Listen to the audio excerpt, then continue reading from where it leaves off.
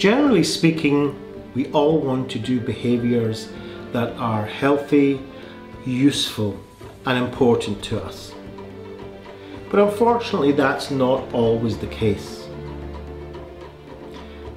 I used to be a cigarette smoker, and whenever I felt a little bit nervous or unsafe, I used to grab my cigarette box, pull out a cigarette and have a nice smoke.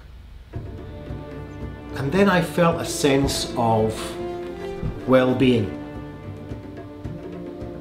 And of course, the next time I felt a little bit anxious or unsafe, I would do the same thing again and again. It kind of probably went back to my teenage years when I felt a little bit uncomfortable with other people, and those who were smoking were laughing and joking with each other, and when I smoked I became part of the group, and therefore I felt a little bit safer. And so I associated cigarette smoking with feeling safer and repeated the action again and again and again, so much so that I even forgot the source of it, and it became a sense of benefit to me. Of course, in the long run, cigarette smoking is not good for our health. So how do we know when we're doing something that's useful and beneficial and it really is so, or something that's very unhealthy for us?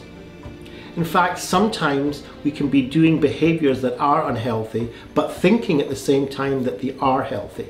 And this is what I call behavioural vertigo. Vertigo, when a pilot thinks he's actually going up into the sky, but he's actually going down into the sea and eventually crashes.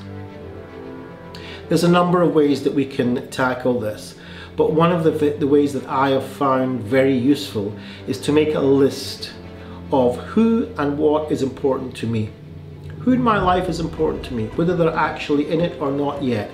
For instance, having a spouse is very important to me.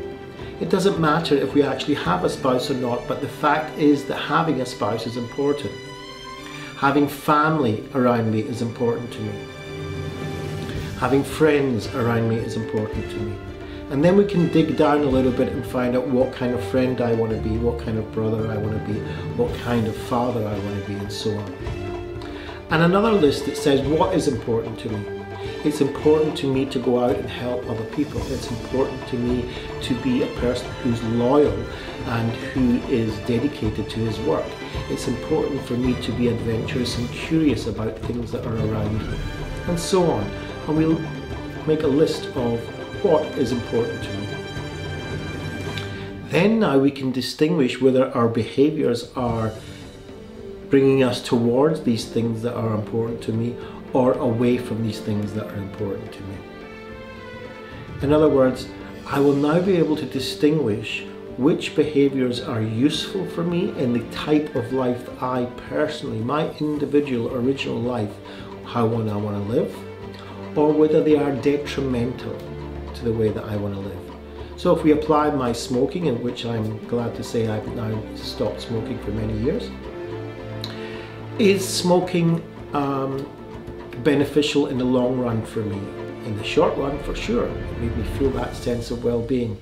But in the long run, well, in the long run, there is a good high risk that I'm going to get, that I would get ill and that I would not be functionable, and therefore I would not be able to spend time with my family and friends, and I would possibly get ill and not be able to carry out the work and the things that are important to me.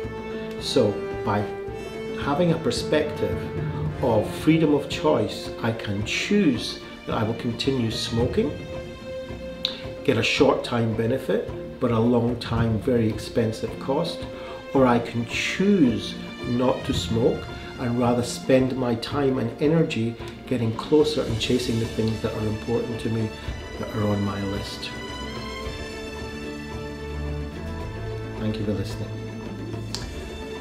If you can, share, like, tag, spread the word, see if we can do some prevention work, see if we can bring some well-being into this world. Thanks for listening.